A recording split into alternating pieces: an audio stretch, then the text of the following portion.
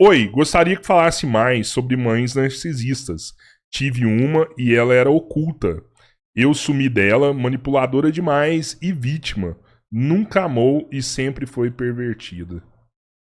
Vamos ver que você teve aqui. Você falou do caso, uma mãe que, na verdade, foi um psicopata, né? Que falou que a mãe dele que era... O transtorno de personalidade narcísica, as pessoas confundem narcisismo com transtorno de personalidade narcísica. Inclusive, uma música sertaneja aí que fez muito isso e virou modinha. Narcisista todos nós somos. O narcisismo, ele ocorre lá quando a gente nasce, que é uma questão de validação. Como que ocorre o narcisismo, como ocorre o transtorno de personalidade narcísica? A minha mãe, ou a minha figura de cuidado, ela me olhou, ela zelou de mim. Então, antes, eu tinha um amor que era voltado para mim. Eu nasci totalmente egoísta. Toda criança nasce assim. E aí, eu olho para o outro. Aqui, o meu primeiro olhar talvez seja minha mãe. Para outras pessoas é outra figura, mas no geral é a mãe. Então, eu saio do amor que eu tenho por mim, eu olho para o amor do outro. A forma com que ele me olhou e me amou, eu me amo. Quando isso não ocorre, tem uma distorção aqui nesse amor, eu tiro o amor que seria direcionado para os outros e eu volto esse amor somente para mim. Aí eu desenvolvo um transtorno de personalidade narcísica. Então, narcisistas primários, todos nós somos. É uma questão de autoestima, de autovalidação, até de autocuidado. Quem não tem um narcisismo bem resolvido nas primeiras fases da vida, se desenvolve uma pessoa sem autoestima. Entendido isso, transtorno de personalidade narcísica. O amor era direcionado para o outro, não deu certo, eu direcionei ele só para mim. O narcisista só enxerga ele, o bem dele, o que você pensa sobre ele, inclusive se isso tiver um prejuízo em relação a você. Quando isso é em relação à mãe, isso é gravíssimo. Porque você imagina a figura que tinha que te ensinar a se amar, a se cuidar, a se entender, a se validar, quando ela faz tudo isso pensando só nela. Quando ela faz isso de forma autoprotetiva. O narcisista ele tem uma questão muito grave com relação ao abandono. Ele morre de medo de ser abandonado. Então, antes que ele seja abandonado, ele abandona primeiro. Então, ele vai manipular o outro para que o outro esteja com ele, enquanto aquilo lhe é interessante.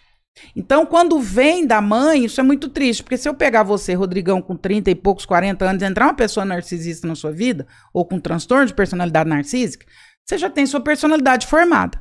Ela vai causar um dano, mas é um dano menor. Agora, você imagina quando você é um bebê ou uma criança, e tudo está em formação. Reversível, né? Pra sempre, cara. Arrancar a pele emocional dessa pessoa. Essa pessoa vai ser uma pessoa fragilizada pro resto da vida, machucada pro resto da vida, porque foi educada por alguém com critérios de perversão extremos. Então, por exemplo, eu já atendi situações assim, né, de mães que manipulam o filho para não casar, que manipulam a filha para não casar, que depois de casado manipular, você não vem aqui, porque eu tô doente, porque eu tô morrendo, mas eu tenho uma péssima filha e não sei o quê. Então é uma manipulação o tempo todo. Por quê? Porque o narcisista teve uma ruptura lá na infância. Ele não consegue ver o outro, ele só vê a si mesmo. Quando ele vê o outro a serviço de si mesmo. Lembra de uma novela da Globo? Tinha... chamava Branca. Era a Suzane Vieira. Suzane Vieira. Lembra desse negócio? Ela tinha 3 filhos. Um era o auge ali, o top dos tops, né? O outro era um merda. E tinha uma menina que ela nem dava moral pra menina, né? Tipo, muito louco aquilo lá, né? E é tão triste quando você vê uma mãe narcisista, e eu já pude presenciar, inclusive em situações não de consultório. Quando a mãe narcisista começa a falar e ela se posiciona, o filho regride, até fisicamente. O filho vira uma criança, assim, ele regride, ó. A presença dela é tão densa e tão forte. Começa a prestar atenção nisso pra você ver. Até fisicamente a pessoa regride, assim, ela vai virando um bebê, assim, perto da mãe. De tão densa, de tão ostensiva que é essa presença. É triste, é muito triste. Sabe o que eu acho mais estranho ainda? É que dizem que quando você tem 2 filhos, por exemplo, um vai ser o filho de ouro, o outro vai ser o bode. E que o bode, obviamente, vai sofrer porque ele é o que não tem valor nenhum e tudo mais. Mas que o filho de ouro também não tem uma boa vida. Sabe? Que os dois acabam sendo sacrificados, né? Entendeu? Porque é estranho você pensar assim que o que sempre é o bom da história. Nossa, esse aqui é bom, você não tem valor nenhum. Até o que é exaltado se sente mal na relação. É porque, na verdade, todo extremo é vicioso e patológico, né? Não é bom ser o melhor, mas também não é bom ser a ovelha negra, né? Ué. O ideal é ser o meio do caminho, né? Quando um filho também tem uma expectativa grande demais sobre ele adoece demais também, ué. Porque ele vive para cumprir a expectativa dos pais, ele vive para ser o melhor, para dar certo, para acertar, para ser bom em tudo que ele faz. O peso que ele carrega é grande demais também. Muitas vezes é muito melhor ser o rebelde. Acho que é o Sartre, né, se eu não me engano, que os pais morreram, o filósofo Sartre, os dois, o pai e a mãe morreu muito cedo e ele foi criado por tutores. E ele falava assim, sou muito feliz por ter perdido os meus pais muito cedo, porque eu não fiquei refém da idiotice e da expectativa deles. Então também é muito pesado você viver refém da expectativa de alguém. A pessoa esperar demais de você, isso é um peso que você vai carregar que talvez não deixe nem você deslanchar durante a vida. Você não é quem você é o resultado da expectativa do outro. Eu tinha um amigo que ele era tão exaltado na família dele, ele era o top, o 10, né? Tinha tudo ali. O cara tirou a vida dele, velho. Ele tirou a vida dele por... Que não basta você ser... você tá sendo exaltado o tempo inteiro. Mas tem seus irmãos, cara. Tem seu pai. Tem aquilo lá é sua casa, velho. Se você convive num meio onde você tá sendo exaltado, mas você tá vendo seu irmão se ferrando o tempo todo, você acha que lá vai fazer mal pra você, bicho. Vai fazer muito mal. É um ambiente familiar, cara. É um narcisista controlando um ambiente familiar. Vai dar merda pra todo mundo, cara. Mas é tão interessante, Rodrigão, pensar também sobre o quanto pai e mãe fica criando expectativa, né? Porque aí passa muito pela frustração do que você não fez. Quem tem que viver a sua vida e as suas realizações é você. Você não pode projetar isso nos seus filhos, não. É muito pesado pro filho carregar a expectativa do sucesso dos pais. Às vezes a gente projeta nos filhos da gente aquilo que a gente gostaria de ter feito. Você queria ser mais bravo com a sua esposa. Aí você fala com seu filho, pode tratar a mulher assim não. Deixa a mulher assim, a mulher monta. Você vai colocando a expectativa que é sua. Ou você queria ter feito uma profissão tal, ou você queria ter mudado do país. Aquilo que a gente coloca sobre os nossos filhos, será que não são projeções nossas do que a gente gostaria de ter vivido e não teve capacidade para? Uma vez eu acompanhava uma família, para que você passe por um processo de adoção, tem várias fases, inclusive de acompanhamento psíquico, psicológico, enfim. E tinha uma família que estava adotando uma criança e essa criança era tetraplégica. E ele já tinha 12 anos e ele já estava numa briga há muito tempo e ele não era adotado e essa família resolveu adotar essa criança. E aí a grande pergunta, e aí você tem que esvaziar todas as expectativas, inclusive para não acontecer de devolver a criança, porque isso acontece, tem gente que adota e devolve. Então você tem que esvaziar, você tem que ser o máximo de realista, esvaziar todas as expectativas para você sugar para ver se esses candidatos a pais estão conscientes do que eles estão fazendo, independente do jeito que esteja a criança. E aí, nesse caso, mais ainda, você está adotando uma criança de 12 anos acamada e tetraplégica, você tem que esvaziar o máximo para você entender se eles sabem o que eles estão fazendo. E aí eu sabatinava, sessão após sessão. E no final eu falei, gente, eu vou precisar ser bastante realista com esse casal, porque parece que eles não estão entendendo o que eu estou falando. E na última sessão eu falei assim, eu queria saber se vocês têm consciência, e agora eu vou falar de forma muito direta, que dificilmente você vai ter um dia dos pais, onde seu filho vai te homenagear, vai estar dançando lá no palco, que dificilmente seu filho vai, num esporte, ser premiado naquele esporte, que você como mãe, dificilmente você vai ser avó, por todas as condições dele, e fui falando. Quando eu acabei de falar, o pai olhou para mim e falou assim, doutora, deixa eu te explicar, eu tô querendo adotar um filho, não tô querendo um troféu não. Tudo que eu tinha que fazer pela minha vida, eu mesmo vou fazer, eu que me sinto responsável. Eu estou querendo ser pai, não tô querendo suprir minhas expectativas não. Então ele tava pronto. Você acha que esse processo de adoção, já que você já participou, ele é correto? É porque eu já participei com mais de uma pessoa que quis adotar uma criança e acabou não desistindo, por exemplo, pela dificuldade. Não desistiu, mas buscou em outros lugares, sabe? Eu não sei se é correto, ele é muito criterioso e muito rígido, mas ele precisa ser mesmo. Tem que ser desse processo, eu acho não que nós pode ainda não simplificar achamos ele, não. mão, nós ainda não achamos a forma correta de fazer. Isso é fato, porque ele acaba sendo muito moroso, mas também evitamos alguns erros. Se você soubesse a quantidade de crianças que são adotadas e devolvidas, tem criança que já foi devolvida 3 vezes. Aí, tem uma ferida que você nunca vai recuperar. E essa eu vou levar até o túmulo, as pessoas podem ser contra. Uma pessoa que é deixada pela mãe, independente se foi por morte, se foi pelo quê, é até uma ferida de alma que não vai curar nunca. Ela vai ressignificar, mas ela não vai curar. Ela foi rejeitada pelo seu primeiro amor, que é a sua mãe. Né? Aí você é abandonado de novo, e de novo. Já pensou a desgraça emocional disso? Então o processo é rígido, porque primeiro eu preciso entender quais são as suas reais expectativas. Porque até quem está tendo filho de forma genética e biológica ainda está tendo pelas razões erradas. Você quer ter filho para quê? Essa é a primeira pergunta. Ah, eu quero ter filho porque é muito difícil, porque quando eu ficar velho, quem vai cuidar de mim? Motivação errada. Não vai ser seu filho com você. Ah, eu quero ter filho porque meu outro filho precisa de um irmãozinho. Motivação errada. Ah, eu quero ter filho porque o mundo precisa de gente boa. Motivação errada. Ah, eu quero ter filho porque eu quero ter orgulho do meu filho precisa formar. Motivação errada. Qual que é a motivação que você quer ter filho? Por que você quer ter filho? Porque daqui, da resposta dessa pergunta pra frente, eu não te garanto nada mais. Porque filho não nasceu pra garantir nada pra você. Filho não é projeto que você desenha e ele tem que cumprir. E quando não tem motivo, é mais errado ainda?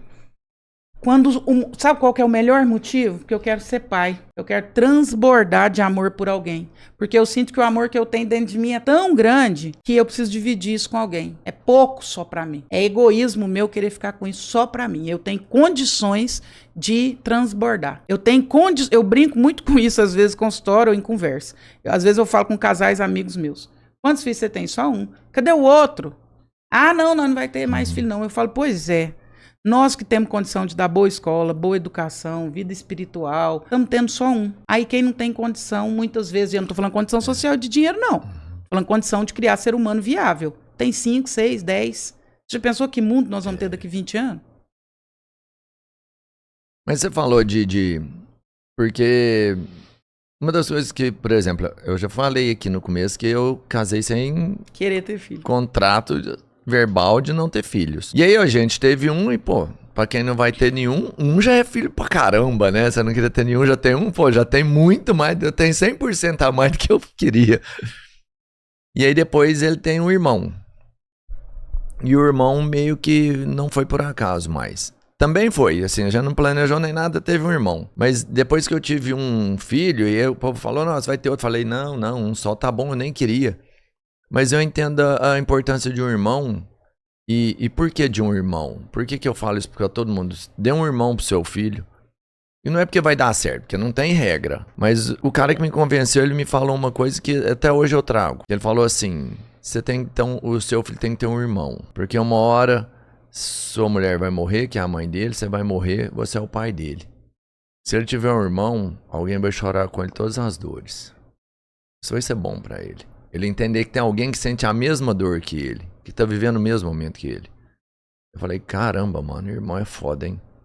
Porque irmão, inevitavelmente, é a única pessoa que vai ter essa capacidade. Todo irmão vai fazer isso? Não. Mas se alguém tem essa capacidade, é o irmão. Eu falei, pô, vou dar um irmão pro meu moleque. Ou vai brigar depois que morre. Sim, não, tem, mas você entendeu? Mas só existe uma pessoa com essa capacidade, tá? No segundo você quis ter um filho ou você quis ter um irmão pro seu filho? Não, todos os filhos eram sem... Entendeu? Nenhum foi eu que quis. Entendeu?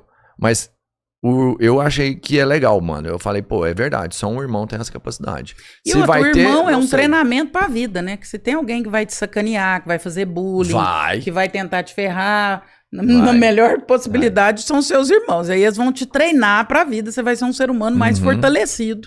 Que você vai aprender lá dentro de casa. A competição é direta ali dentro, né? Você tem uma competição inevitável. É só um pai, só uma mãe, mas você quer seu pai, você quer sua mãe, né? Então, e é zoeira, e é tudo. Eu acho que é muito... O irmão é muito favorável, ajuda muito.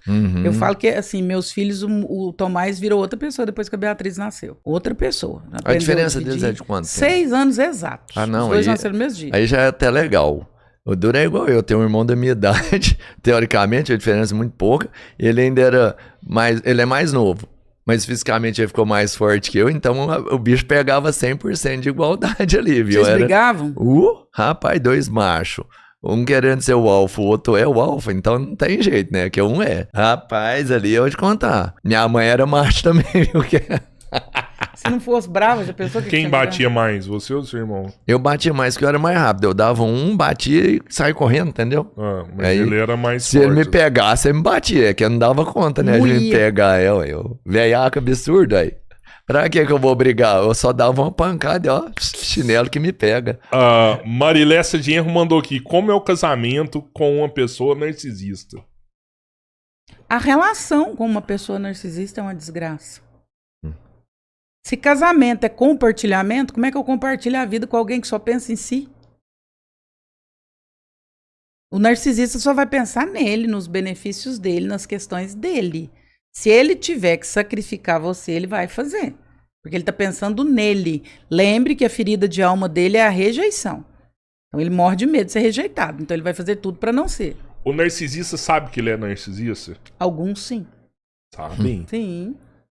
Eu acho que Ainda mais agora, com essa teoria que tá tão divulgada. Eu esse acho que já conceito. teve alguém que te procurou. Não, acho que você já falou isso pra gente. Que procurou porque o cara sabia que era e não queria. Não, foi psicopata, Foi que ela psicopata. falou. Psicopata. Foi um Mas muito psicopata. narcisista, tem gente que fala, tem gente que pergunta. Você acha que eu sou um narcisista? Tem gente que estuda e fala, eu percebi que eu sou um narcisista.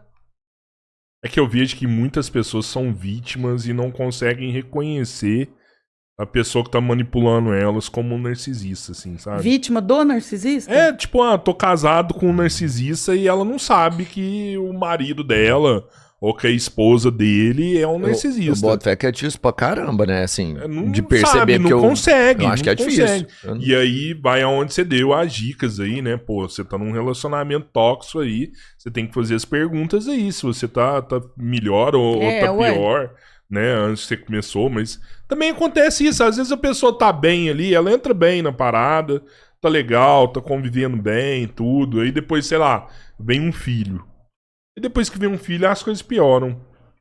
É porque ele constrói E aí o a narcisista, pessoa, né? Ele constrói o Aí, negócio, você não veio o entra filho, narcisista. Veio o filho, Né? piorou. Veio o filho, piorou. E a pessoa não consegue mais sair do relacionamento e vai empurrando aqui com a barriga. Começou, era bom, você fica A esperando hora que voltar vê, a fase ela boa, tá num né? relacionamento ali tem 30 anos e depois que ela resolve separar e começar a vida de novo.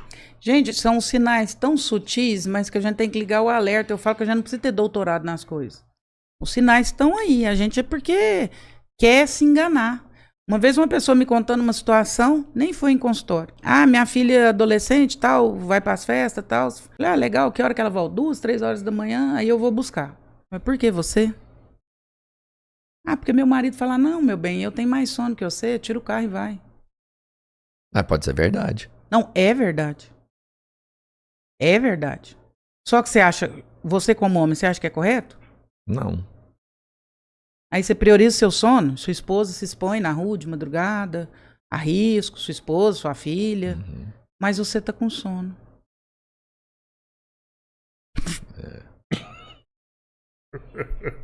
Não, é verdade. Uai, você só não vê se você não E é quiser. uma coisa simples, né? É o que você falou, o homem por natureza ele tem que ter o instinto de proteção. Não, vou sair à noite, deixa que eu vou. Uai, então, gente.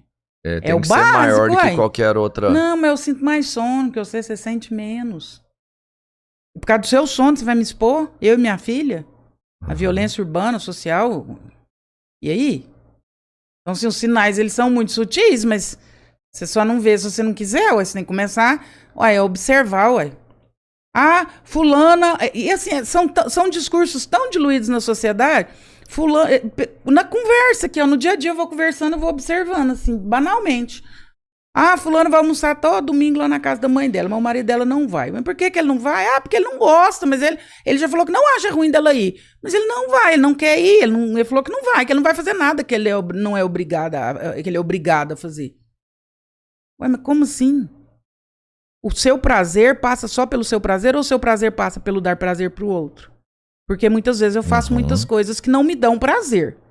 E nem desprazer, porque eu também não sou masoquista. Mas não me dão prazer. Mas passa pelo prazer do meu marido, ué. Ir lá almoçar na minha sogra todo domingo talvez não é o melhor dos mundos. Ou ir de vez em quando talvez não seja o melhor dos mundos. Mas é importante pra ele. Aí eu bato meu pezinho e dou birra. E ainda crio um arquétipo de bom marido. Mas eu não acho ruim isso aí. Você pode ir. Eu é porque não vou, porque eu vou me respeitar. Acho que você tem problema com sua sogra, hein? Tem nada. Não tenho. Sou apaixonada Tem não? nela.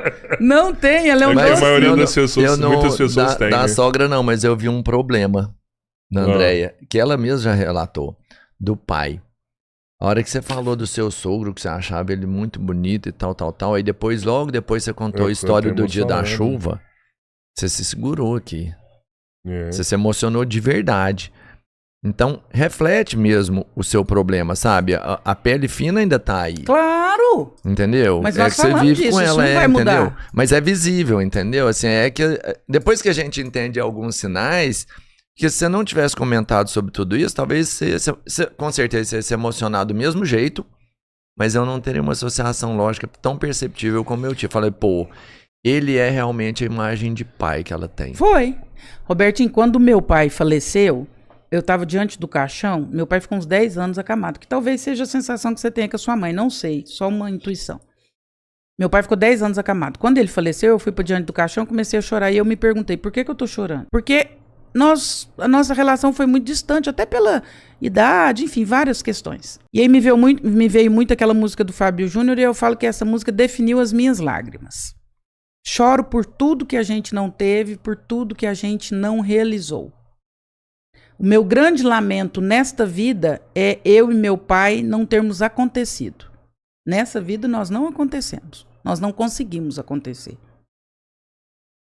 E essa é a minha dor. E esse é meu lamento. O meu pai não conheceu o melhor de mim, eu não conheci o melhor do meu pai. Não sei nem se meu pai me conheceu de alguma forma. Acho que ele conheceu dentro da limitação dele. E eu conheci ele dentro da limitação dele também. As mais lindas histórias que eu tenho a respeito do meu pai são os meus irmãos que contam. Então, acho que nessa vida, infelizmente, nós não acontecemos.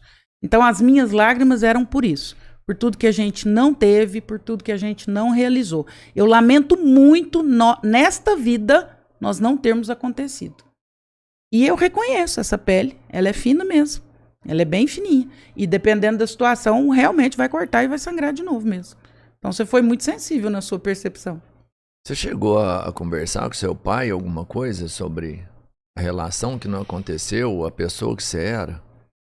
Nós não tivemos, não sei se a vida não nos deu oportunidade. Não sei se a vida não nos deu oportunidade. Eu não sei, eu acho que eu queria muito, por exemplo, hoje, talvez hoje, difícil falar disso, né?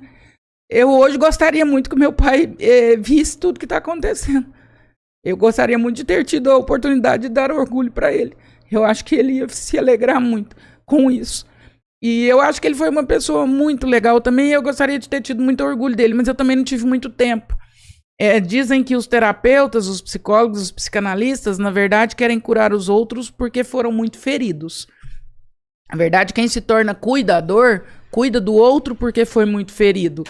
Eu acho que passa bem por aí. Eu acho que quando eu falo de muitas teorias, eu falo de muita coisa que eu vivi e de muita coisa que passa pela minha percepção. Então, assim, eu acho que essa história com meu pai passa muito por aí. Eu gostaria muito que meu pai tivesse tido a oportunidade. Quando eu falo a gente não pode misturar o pai com o marido da mãe, eu misturei muito meu pai com o marido da minha mãe.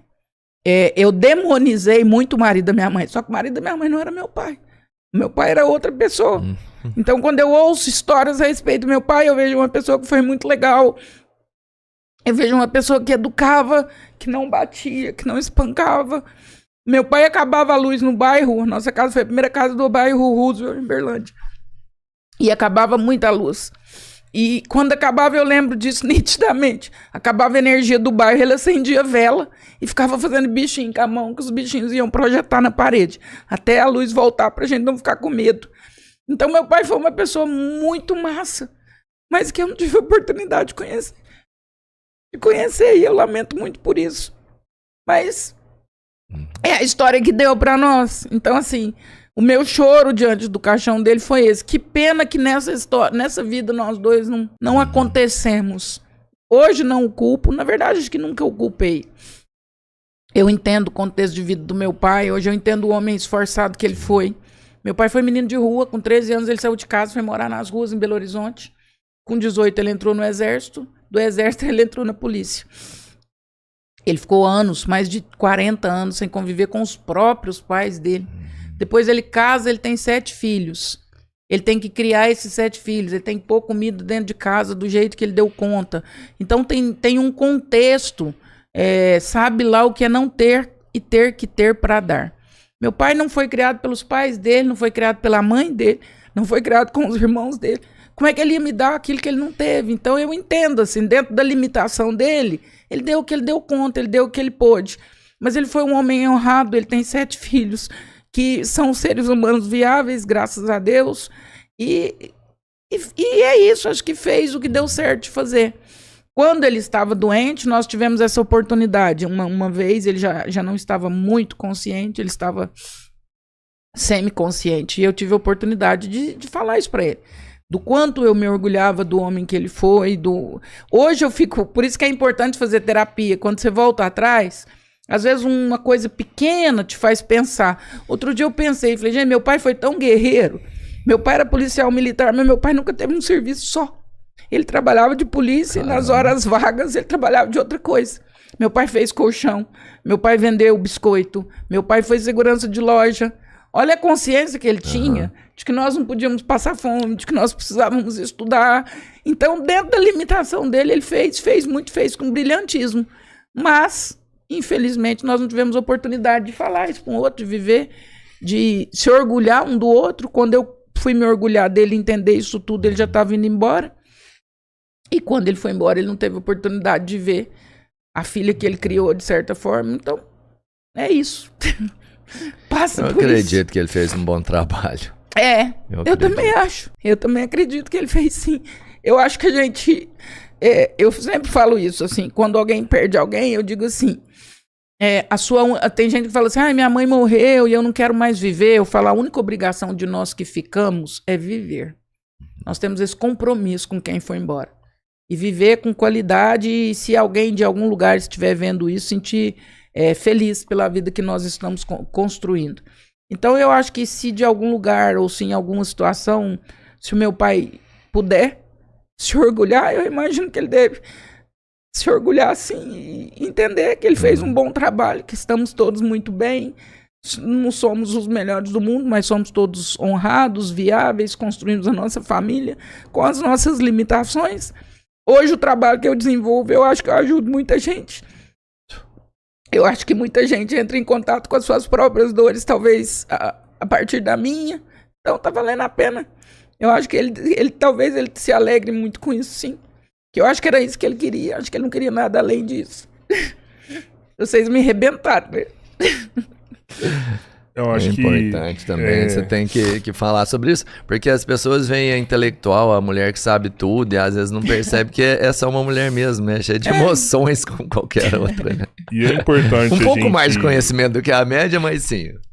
É importante a gente conhecer a origem dos problemas, né? Porque a hora que a gente começa a pensar na origem dos problemas, já vai tirando um peso do corpo, vai dando mais um alívio, assim, né? Igual você falando do seu pai, você vê que, tipo, a culpa não era dele, né? Era uma pessoa boa. Não. Infelizmente, aconteceu assim, e da sua forma, você consegue honrar ele, você quer o que...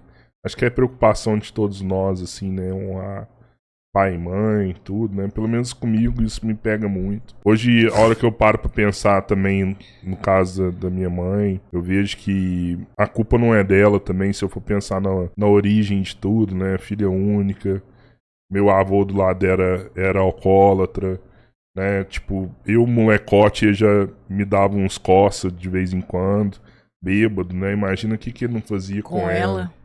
Que era mulher, né? Tudo... Que era a filha, né? Porque se ele fazia isso com o neto, imagina com a filha. Exato. Eu tinha medo pra caralho, assim, tipo... Quando ele chegava bêbado, eu falava, vou esconder aqui, não tinha ninguém em casa, meu pai não tava. Putz, vai sobrar pra mim, assim, algumas vezes sobrou. Então o que ele não fez com ela, né? Então não é a culpa dela, assim, eu acho que... Agora... O dela foi além, né? Virou depois eu tenho medo, assim, de tipo... O dia que ela morrer, assim, eu não consegui chorar como filho, eu assim, tinha sabe? Esse medo também. Você tinha? O tempo todo. Tipo assim, caralho, velho, não... Eu pensava isso ela o vai tempo morrer, todo. eu não vou sofrer chorar. como filho, sabe? Isso é uma coisa que eu fico me Sua questionando. ficha só sabe? vai cair quando acontecer. E aí eu tenho outro medo também, sabe? Que a hora que isso acontecer, eu... pulso, velho. Eu te conheço, Cabeleira. Dava pra ter feito um pouco mais, né? Pra mim, você vai cair mais nessa. Agora, eu tentei, sim, sabe? Eu tentei. E tentei várias vezes também, sabe? Fui atrás, pedi perdão. Mas, infelizmente... O Cabeleira Não meio que ele consigo conseguiu passar um pouco da fase, sabe? Tanto é que o tratamento que ela faz, eu acho, se não me engano, e eu não tô enganado nessa hora, foi ele que buscou as pessoas Então, pra pronto, auxiliar, você tá sabe? fazendo seu Levou, papel. fez a parte dele, né? Isso eu me arrependo Buscou. também, sabe? A gente agiu tarde, assim, sabe? Mas não sabia antes, mano. Foda. Às vezes amar não é estar próximo, às vezes amar é fazer o que dá pra fazer. Às vezes buscar o tratamento, ajudar a pagar o tratamento, Isso. procurar saber se tá bem, se tá indo bem, se tá tratando. Isso é amor. Mas é outra coisa que eu sempre falo aqui no podcast, assim, sabe, para as pessoas. Pô, velho. Busca médico, busca ciência, busca, sabe? A gente, durante muito tempo, a gente se apegou demais com religião, sabe? O problema é espiritual, Isso aqui é um espírito, isso aqui é mal olhado, isso aqui é isso, sabe? Umas coisas loucas, sabe? Que é mal olhado, é um espírito ruim que tem dentro da casa. A gente pensava essas coisas mesmo, sabe? Mas essa era uma abordagem da doença mental há muito pouco tempo. E aí deixou ela sozinha, assim, e depois, anos depois que a gente foi buscar mesmo um tratamento com o médico, né? Que o médico diagnosticou, falou, ó, isso aqui é esquizofrenia, tem que entrar com esse remédio. E assim que entrou com o remédio, cara, ela melhorou, assim, foi uma mudança abissal, assim, negócio muito louco. Só que, infelizmente, Já tinha tinha tido chegado muita num perda. ponto que o cérebro já tinha fritado, assim, sabe? Então, às vezes as pessoas ficam, tipo, vou na merda do pastor Mirim lá pra rasgar o diagnóstico. Cara, pelo amor de Deus, velho. Doença mental não é médico, falta de procura um Deus, médico. depressão não é falta de Deus, ansiedade não é espírito, esquizofrenia não é coisa maligna. A doença mental precisa ser levada a sério. É cada um dentro da sua perspectiva. Doença mental não tem a ver com religião. Não à toa, quem tratava antigamente, quem tinha doença mental, as internações eram em sanatórios espíritas. Olha o tanto que a religião era misturada com a doença mental. Sim. Os sanatórios eram sanatórios espíritas, como se a doença mental fosse algo numa perspectiva metafísica. É muito novo tratar a doença mental como doença, não como algo espiritual. Muito doido, E aí sua assim. mãe é uma das milhares de vítimas, né? Não, eu fico assim, cara, quantas vezes que a gente não levou um líder espiritual pra dentro de casa e não levou a porra de um médico, velho, sabe? Levou gente pra rezar lá dentro, levou gente que entrou e... Nossa, eu não entro aqui não, muito carregado esse ambiente, tem um demônio aqui dentro e tal, né? E a gente, nessa alucinação, levou vários e não levou um médico, Mas velho. escuta, Por Cabeleira. que não levou a merda de um Sabe por Porque médico? não quê? sabia, né? Falta de Isso, conhecimento. levou o que tinha. Ó, o que tem é isso, vamos levar. Vocês nunca deixaram de buscar, mano. É importante Por isso que a pensar nisso, tomada né? de consciência ela é importante, porque quando a gente conhece, a gente é libertado. Ou liberto. O conhecimento liberta. Quando eu sei, eu vou atrás da coisa correta. Por isso que o nosso papel aqui, e o de vocês também, incessantemente, é levar conhecimento para as pessoas. A gente é livre de tudo aquilo que a gente conhece. A gente é escravo de tudo aquilo que a gente desconhece. Qualquer coisa que falar sobre a mãe de vocês, você aceitava. Vocês eram escravos, porque vocês não sabiam o que era. E foi depois do podcast que veio o conhecimento. Sabe, para esse caso específico. Aí, Que a ó. gente tá tratando aqui. Ele começou, conversou e falou, porra, pode ser isso. Porque quando deu o start, é quando ele busca a ajuda correta. Porque quando ele fala, nunca fiz nada, não é isso. Né? Houve tentativas que eram erradas, mas eram tentativas dentro do conhecimento que você tinha. Pois pode dar certo, vamos tentar. Então, não é que nunca teve uma tentativa. É que você não tinha o olhar direcionado. Você não sabia o que buscar. Não sabia aonde recorrer. Não sabia. Quando a gente ignora alguma coisa, a gente sai batendo cabeça. É importante pensar nisso. Tipo assim, pô, será que eu não fiz nada mesmo? Né? Não, Ou eu fiz errado? Eu fez um monte tentei, de coisa, só que tentou com o recurso que existia. Sim. E o Padre Fábio, ele tem uma contribuição incrível, assim, pra uma ajuda comigo, sabe? que foi a questão da gente... A gente falou muito aqui, inclusive tem episódios a gente falando sobre isso.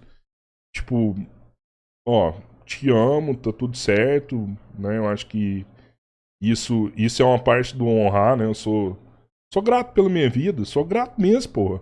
Né? Tudo que eu tenho aqui, meus filhos, minha esposa, minha casa, meus amigos, meu sobrinho, minha família, tudo que eu tenho, assim, é graças à minha mãe, velho. É graça à minha mãe, graças ao meu pai. Então, eu acho que reconhecer isso é uma forma que você tem de honrar eles, né? Rodrigão, como é que chama aquela teoria? Constelação familiar.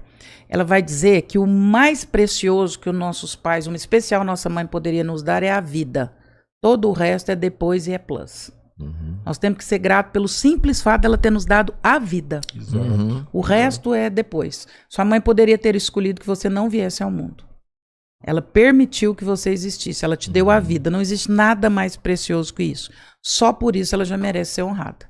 Todo o resto vem depois. E tem gente que, igual teve seguidor falando assim, pô, velho, minha mãe me abandonou, fui criado sozinho na rua, fui criado por ti, por vó. Cara, é foda pra caralho, né? Infelizmente, mas é a hora que você entende isso, né, ó. Beleza, obrigado. Pelo menos você me deu a minha vida, eu tô aqui por conta de você. Já é uma parada que é libertadora, né? Você entender isso daí, né? Ó, tá tudo certo.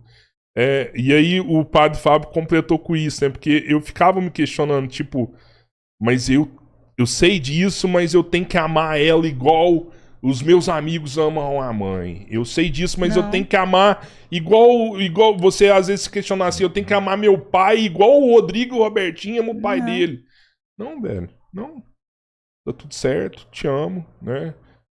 Aqui na minha mesa eu escolho quem vai sentar. Não tem essa relação, infelizmente nessa vida nunca vai ter. Né? Mas eu te respeito do fundo do meu coração. Rodrigão, o Jorge, meu marido, ele chegava com 30 e tantos anos na casa do pai dele, sentava, punha os pés nas pernas do pai dele, o pai dele ia fazer carinho no pé dele, cortar a unha, passar a mão no pé dele. Meu pai não sabia minha data de nascimento. Se a gente for comparar e querer que a relação seja igual, você sofre demais, uai. Ah, eu queria que a minha mãe fosse igual a mãe do Robertinho, acho que isso que é amor, o que não é isso, não é amor. Nossa, aí nós vamos morrer, uai. Cada um constrói o que dá, o que deu nessa existência. Cada um vão ter mães que vão ter uma relação muito próxima, que não foi a que você construiu, mas foi o que deu nessa existência. Infelizmente ou felizmente é a história que deu. Que vocês falaram aí, tipo, a mãe, o simples fato dela te dar uma vida, pô, já... até a gente falou no começo, o Cabeleira falou, pô, teve uma romantização sobre mãe, talvez não é assim. E não é sobre romantizar o termo mãe. É sobre merecimento, realmente, né? Não é romantizar, é valorizar o que realmente existe. Porque você foi mãe, você sabe, são 9 meses, são sofridos. Passando mal, um corpo em transformação, muitas vezes sozinha, né? O pai não tá junto, ela não sabe como é que vai ser o futuro.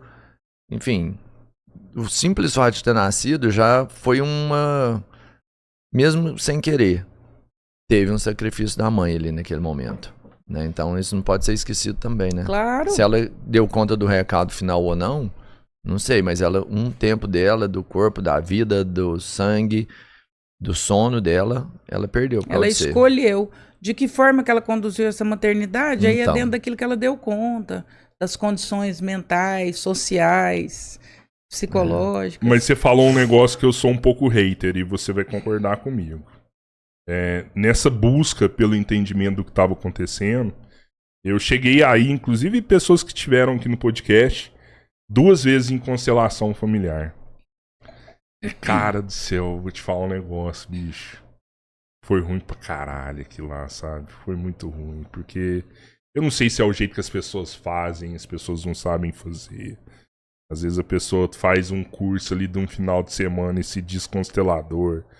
Mas é tipo virar pra você e falar assim, ó, Andréia, esse bonequinho aqui é seu pai, e agora você põe a mão no seu pai aqui, fala isso daqui, repete isso, repete aquilo outro, sabe? E aí o dia que eu fui nessa constelação, ó, esse bonequinho aqui é sua mãe, a partir desse momento você vai falar, eu te perdoo, eu isso, eu aquilo outro, repete isso. Eu falei, cara, não dá não, velho, não vou falar isso não, bicho.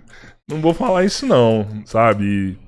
E ainda bem que eu não falei. Ainda bem que eu não falei. Não ia mudar nada, cabeleira. Não, mas ainda bem que eu não falei. Eu não Talvez falei, ia mudar não pra vou... você, velho. Não muda não, não muda não. Mas Eu não já sei. vi várias pessoas aí Mas que... é porque também, Rodrigo, existem técnicas específicas para pessoas específicas. Eu, por exemplo, se eu fizesse terapia com TCC, com cognitivo comportamental, não ia dar certo. Porque não é o meu funcionamento mental e psicológico. Entendi.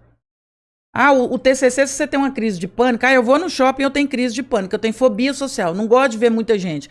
Quando eu vejo muita gente, eu passo mal, eu dou crise de pânico. O TCC vai falar pra você, você tem que ir no shopping e fazer enfrentamento.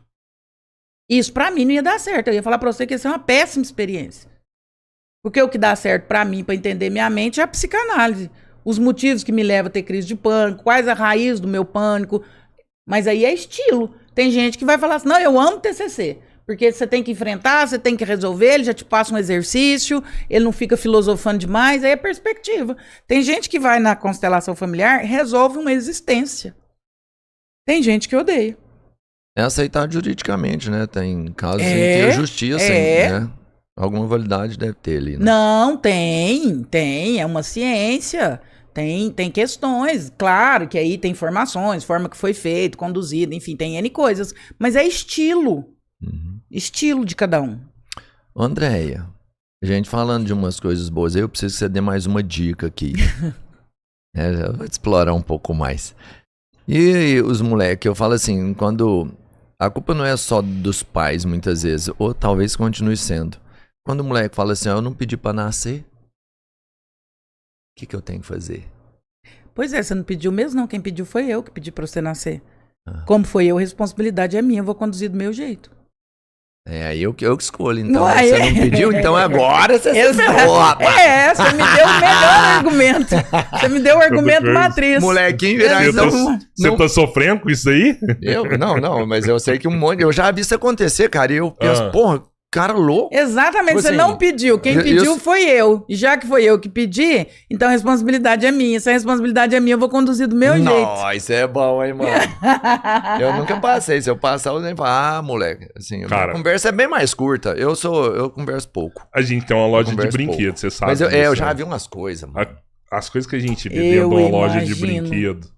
De pai, mãe, filho, assim, sabe? Imagino. Eu já vi filho... Sabe? Falta bater, né? Assediando o pai e a mãe pra comprar as coisas, velho. Eu quero isso e eu vou ganhar. Não, meu, não tem dinheiro. Não, eu quero é agora. Você tem sim, me dá o cartão aqui, passa aqui. Não, meu filho, não, você vai passar, eu tô mandando. Sabe? Coisa assim que já... A criança... eu já tive vontade de não vender. Eu imagino. De não vender. Eu não vou vender, você não merece essa porcaria, rapaz. Você sai daqui. Eu já tive essa vontade. A criança, Rodrigão, ela tá no lugar dela. A criança tá no lugar dela, no lugar do desejo, no lugar do ego e no lugar da ausência de limites. Isso é da criança. Quem tá errado é o pai. É o pai que é um idiota. Porque o pai se sujeita, se submete. A criança tá errada não. Seus filhos também pedem, seus filhos também dão birra. Faz parte da infância. Tá fazendo um papel dela. É parte da infância. A criança ela é egóica, ela pensa nela o tempo todo, e aí não é patológico ainda. Ela pensa nela o tempo todo, ela não tem limite, ela não tem causa e consequência, ela só quer. O desejo na criança só deseja. Uma vez eu lembro nitidamente, de novo, Tomás, né? Nós chegamos acho que num supermercado. Chegava no supermercado, ele pedia alguma coisa. Ele era bem pequenininho, nem tinha a Bia. Aí ele olhou, nem era um supermercado, era numa loja de departamento. Aí ele olhou, não tinha nada pra ele pedir, ele olhou. Me dá um liquidificador? Tipo assim, alguma coisa. Tipo, alguma coisa eu quero. Essa semana... Fala aí, Pedrão. O cara foi lá na loja semana passada. Ele me entregou o celular e falou assim, vou ligar pro meu filho. Fala pra ele que não tem o que ele quer. Porque se eu chegar lá em casa, tiver e eu contrariar ele vai me bater. Que isso? Olha aí, cara. Semana passada. Olha aí. Isso aí já era, já tá perdido. Pode esquecer, pode jogar pá de cal. Sim. Já era. O papel da criança é desejar. Desejar ilimitadamente. Mas o papel do pai é colocar limite, ué. Se o pai não coloca limite, ele vira refém do reizinho. Existe o rei e existe os súditos. Os súditos são os pais, os professores, a polícia. Que loucura. E mais uma vez, né, igual a gente tava falando da história do bebê reborn, essas coisas vão acontecendo e vão influenciando as pessoas. Vou te dar um exemplo aqui. Compra pela internet. Se dá merda, a pessoa pode processar, com a defesa do consumidor. Quando você trabalha com um brinquedo, a maior desculpa que você escuta é o seguinte: comprei, atrasou, frustrou meu filho. Meu filho não pode frustrar, porque você falou que ia entregar hoje, você entregou amanhã. Meu filho tá irritado. Meu filho tá chorando aqui, porque era pra entregar hoje e entregou amanhã. Nossa senhora, você errou aqui, ó. Você faz 100 mil vendas no mês. Você errou uma. Você mandou trocado. Você vai destrocar. Você vai resolver, você vai dar um brinde. Você vai corrigir seu erro. Você vai reparar seu erro com um acerto depois. Não. Meu filho tá aqui desesperado, chorando aqui por conta disso aí. Vou te processar por conta disso. E essas coisas elas vão crescendo, tomando proporção. A hora que você vê, tá todo mundo replicando esse tipo de situação. Aí o dia que a namorada falar que não quer mais ele terminar com ele pratica um feminicídio. Exato. Nunca frustrou pequeno. Não é? Rodrigão, não tem ser humano maduro se não for frustrado. Nunca escutou um não ser na humano vida. não cresce, não amadurece se não for frustrado. Se não souber esperar, se não receber não, se não receber limites. Aí depois o povo fala, você prega educação à moda antiga? Não, eu prego a educação. Nós estamos criando gente, ô bicho. Ué, como assim? Que é isso? Que doidura é essa? Que ausência de limites, que ausência de colocar as pessoas no lugar onde elas têm que estar? Ué, simplesmente porque o brinquedo atrasou, ele vai surtar? Ele não sabe esperar? Ele não sabe ser frustrado?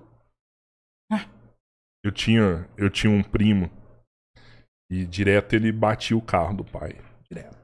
Ele deve ter batido o carro mais de 50 vezes. Era bom pra dirigir ele, hein? Eu lembro que ele deu PT num perca total nos carros. Ele deu perca total em mais de 12 carros. Nossa senhora. Eu bati direto. Era um trem era um trem loucura. Tanto é que ele era cheio de ponto também. Ele devia ter mais de 600 pontos no corpo. Tinha mais ponto que o Fluminense no tinha campeonato. Muito ponto.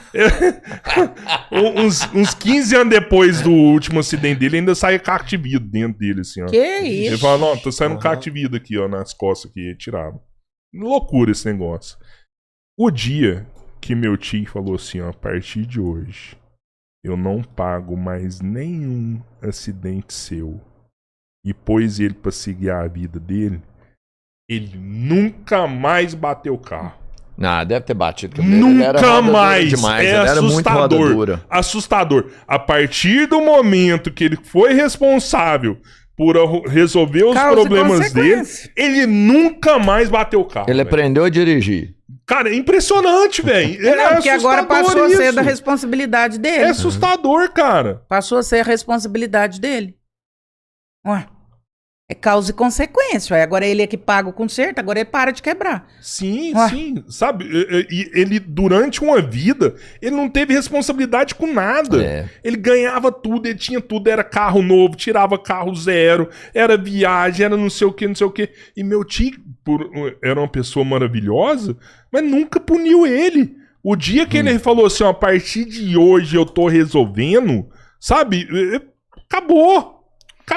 Eu conheço um caso parecido E isso com esse. aconteceu. Olha que loucura. Isso aconteceu o dia que, tipo, meu tio, ele pegou uma folha de cheque do meu tio, a última no talão, falsificou, que ele falsificava a letra perfeita, assim, ó. Ele pegou e falsificou a assinatura do meu tio. Que isso? Foi lá no banco, sacou uma grana e foi pra praia com a namorada dele. Meu Deus. Ficou uma semana na praia torrando. O dia que meu tio viu que ele... E foi muita grana que ele tirou da conta dele, assim, sabe? Uma semana na praia, uma mulher... Não, ele, sei caro, lá, mano. se tivesse hoje, ele tirou 100 mil da conta do meu tio, que ficou juntando grana há muito tempo. Senhora. Era dinheiro pra comprar quase uma casa. Meu tio descobriu, vai embora agora, de cara. Vai embora agora, você não mora aqui mais não. Isso. Pôs pra fora Recebeu de o casa. cenzão? Recebeu o cenzão ou Pôs não? pra fora de casa, não ajudou em mais nada. A partir daquele momento, ele começou a viver sozinho, ele começou a trabalhar, ele parou de bater carro, resolveu a vida dele. Pronto. Resolveu a vida dele, velho. Educação com limite. Enquanto eu não tenho limite, eu não coloco causa e consequência, eu não sei o preço que eu vou pagar pelas coisas, as coisas vão ficar delargadas. A partir do momento que passa a ser a minha responsabilidade, eu começo a tomar consciência das coisas e fazer de forma diferente. A forma com que nós estamos educando essa educação extremamente permissiva, nós estamos criando futuros narcisistas, psicopatas. Como? A pessoa que não é frustrada, ela vai crescer um adulto de que jeito? É o que eu falei, ele vai te parar na rua e vai tomar seu carro, ué. Ele quer ter o carro? Se eu não tenho dinheiro, eu vou lá e falsifico a assinatura e pego o dinheiro, ué. Que é isso? Que loucura é essa? Todos os Será que eu conheci- expus muito? Não, mas ninguém sabe quem é, não. Ninguém sabe quem é. Assim, só a sua família, né? E eu. Adoro se fosse isso. E eu. Mas todo mundo que viveu nesse formato, Cabeleira, virou negativamente. Nenhum deles ficaram uma coisa positiva. Porque eu conheço também uma pessoa que foi criada de jeito, tipo assim, e nem era nessa proporção financeira, não. Eles não tinham uma boa condição financeira, mas tudo que era possível era entregue pro moleque. E o moleque tem consciência disso hoje, só que ele não consegue ser diferente. Ele vira e fala assim, pô, minha avó me estragou. Porque tudo que eu queria, minha avó me dava. Aí eu não trabalhei, e não é porque, não, ela dava pra ele o suficiente. Menino, quero comer um sanduíche, toma R$10. Quero essa camiseta da Nike. Não, filho, a camiseta da Nike é 100. Aqui, a gente não tem condição. Quero a camiseta lá, parcelar, dividir, tal. O resultado é esse, sabe? De pegar a última folha de cheque de alguém, porque ele quer uma coisa, e como ele sempre ganhou, ele não consegue não ter. E aí esse moleque continuou fazendo isso. Aí ele chegava numa tia, me empresta seu cartão. Fazia uma conta, obviamente não pagava. Então, entendeu? Ele não cria uma personalidade, Não vai dar certo. maturidade suficiente para entender assim, eu não posso ter e não vou ter. Ele não tem essa maturidade, essa capacidade intelectual. Não desenvolveu. E não vai dar certo, gente. Se você plantar vento, você vai colher a tempestade. Uma pessoa criada assim vai dar problema lá na frente, não dá erro. Vamos só acabar com os superchats aqui. Eu sei que você Opa. tem uma live hoje, não tem? Não, tem. Tem live às 8. Live às 8 hoje Então, da doutora Andréia. Vai ser no seu Instagram a Vai live? ser no meu Instagram. Olha aí, olha aí. Aí, galera, então se você tá gostando do assunto aqui, já vai lá no Siga pra Instagram, André Vermonte. Vermonte. Andréa. Andréa, sem I. Já se inscreve lá, segue a André. E aí tem live hoje, você vai ver aí. Você vai ver o que é Chicote aprendizado. vai estralar. Hoje nós vamos falar de como que a ansiedade se reflete no corpo, sobre doenças psicossomáticas. Tipo, psoríase. Gastrite, psoríase, roer unha, a maioria das doenças e como que elas têm um fundo emocional. Meu moleque rói unha. Imperdível. Ansiedade. Hein? Imperdível. Hã? Vamos falar de bruxismo. Bruxismo também? Ansiedade. Fica doendo assim, ó. Bruxismo é Ansiedade. agressividade contida. Agressividade. Caralho, vamos voltar pro box, Pedrão. Pra você libertar a Porque o sua bruxismo é isso, ó. agressividade. A vontade de comer de matar um. Fez sentido pra você, agressividade contida? Fez. Tá. Fez. Vamos voltar pro box, Pedrão? Calma é um hoje? ser Vamos humano hoje lá em erupção. No Leandrinho? Eu já Vamos, te contei tô da aqui história com o Pedro, nosso diretor, com 11 anos. Não ele faz colocou a exposit faca nele de novo, mano. atrás de um cara, assim, Aí, agressividade. tava- Aí o bruxismo. que tava brigando com a mãe o dele. Pedrão é ele brabo. colocou a faca atrás do cara e falou assim, ó, sai da minha casa agora. 11 anos. 11 anos. Ele fez isso. Pessoa calma, ela é um vulcão em erupção. Eu tenho que voltar pro Pedro box. é brabo. Ó, Loriane mandou um superchat. Obrigado, Loriane. Inclusive, ela é membro do nosso canal também. Ô, Laureano. A Carol, membro do nosso canal, falou aqui, ó, pede pra André falar sobre os bebês reborns. A Nós gente falamos, falou. né? Inclusive, falamos lá no comecinho do episódio. Volta lá, assiste de novo que você vai ver. 1h04 a gente vai estar falando do Reborn. Falamos. A Marilessa Dinha, ela falou, já li já do casamento narcisista. Ela também mandou aqui, a Marilessa mandou aqui, doença psiquiátrica. Todas podem ser hereditárias? Eu sei Não que algumas necessariamente. são, mas não necessariamente. Elas têm fator hereditário, elas precisam de genética e epigenética. Genética e o ambiente para ela poder vir à tona. Então, o fato de eu ter um fator genético não quer dizer que eu vou ter essa doença. Não só as psiquiátricas, mas todas as outras. Então, por exemplo, eu tenho o gene do câncer, mas se eu não crio um ambiente para esse gene vir à tona, ele não virá. Então, não fuma, tem uma vida mais tranquila, faz exercício físico. Com as psiquiátricas acontece a mesma coisa. Eu preciso de genética e epigenética, ambiente. E a última aqui da nossa live, a psicanálise explica a sensação de que os filhos do meio não recebem a mesma atenção? Filhos do meio aí do chat, vocês também tiveram essa impressão? Tem essa máxima, né? E a hora que você falou que eram 7 filhos, eu ia te perguntar em que classe você tava. Você já contou que você é a caçula. Foi mimada. Filho, Ah, nossa, tá, mimada. Filho do meio tem muito esse estigma. É porque o primeiro, ele é muito esperado, muito desejado, muito ansiado. O último é o último. É minha última oportunidade. Caçulinha, né? E o do meio é o quê? Poxa. Entendeu? Mas olha aqui pra você ver o tanto que é Do meio é bom interessante no demais. meu caso. Eu não tenho esse problema. Eu tenho 3 filhos, eu não tenho esse problema. Porque o meu filho do meio, na verdade, é o meu filho mais velho. E o meu filho mais velho, ele é o meu caçula. Ué, como assim? Você tem 3 gêmeos? Não, é o seguinte. É porque O o meu Robertinho filho- foi pai com 15 anos. É tipo assim, ó. Eu e aí tenho. ele só descobriu o filho anos depois. O meu filho do meio, que é o mais velho do meu casamento com a Bianca, ele era o meu filho mais velho. Nasceu, eu já não tinha nenhum, não vai, Entendi. casei sem filho, eu tive um filho. Ele é o Sim. mais velho, certo? Foi o primeiro filho que eu Sim. tive. Ele virou o do meio. Isso, e aí depois nasceu o Otávio, que é o caçula. Uhum. E aí depois dos dois prontos já, a gente já vivendo e tudo, surgiu o Igor. E o Igor veio, só que ele é bem mais velho, ele já apareceu com 20 anos na minha casa. Muito mais, Robertinho. Tá, mas vamos pensar, com 20 anos, o dobro da idade do meio, que até então era o mais velho. Aí o meu filho, que foi o último que apareceu, que pra mim então é o caçula, que foi o último que eu recebi, Sim. ele na verdade é o meu filho mais velho de idade. Aham. Então o meu filho mais velho, que é o do meio, que Tá é o confundindo Augusto, a galera. entendeu? Tá confundindo a galera. Mas tá é falando isso aí. Uhum. Tá Não confundindo a entendeu. galera. E bateu uma vitamina ali. Não, mas eu entendi. O meu filho mais velho é o do meio, e o meu filho mais velho, na verdade, é o caçula. É o caçula, porque chegou por último. É o último que eu tive. É porque se eu fosse ali, aí você vê, virou uma bagunça de novo. Que é o que eu gosto de fazer.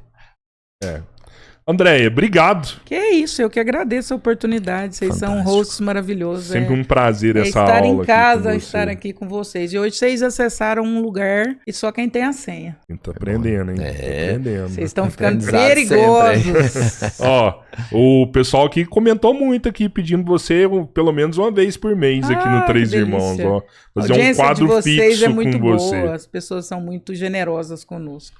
Boa. A Kélia Souza, ela é membro, ela falou, achamos no Terceiro Irmão. Eu acho que é você mesmo. É. Galera, então vou agradecer muito o Instituto Oliver, Carreiras Policiais, que é quem banca toda essa estrutura aqui com a gente, é um super parceiro nosso, né? Se você tem intenção aí de se tornar um policial, tem uma estabilidade financeira também com concurso público, procura o Oliver, ele é quem mais aprova em todo o país. Instituto Oliver. E mandar um abraço aí pra você que tá nos ouvindo no Spotify. A gente tem uma galera enorme que tá dentro do Spotify. Então, cara, obrigado por vocês estarem com a gente. Continua aí. E se possível também do Spotify, vai lá e se inscreve no canal. E, gente, IBEST, mais uma vez, a gente precisa Isso. muito ganhar esse prêmio aí, por isso contamos com você. O link tá na descrição. Vai lá no IBEST, vota no podcast Três Irmãos. A gente precisa ficar entre os melhores do Brasil aí no prêmio IBEST. E só vocês podem ajudar. Tem que votar todo dia até o dia 13 de junho pra gente classificar entre os 20. E aí depois é um abraço. Se eu ganhar o IBEST, eu vou fazer uma coisa surpreendente. O que, Robertinho? Ai, ai, ai. Tem que ganhar primeiro. Valeu, gente. Valeu, galera. Obrigado. Tchau, Flui. gente. Obrigado. Um Flui. abraço. Beijo.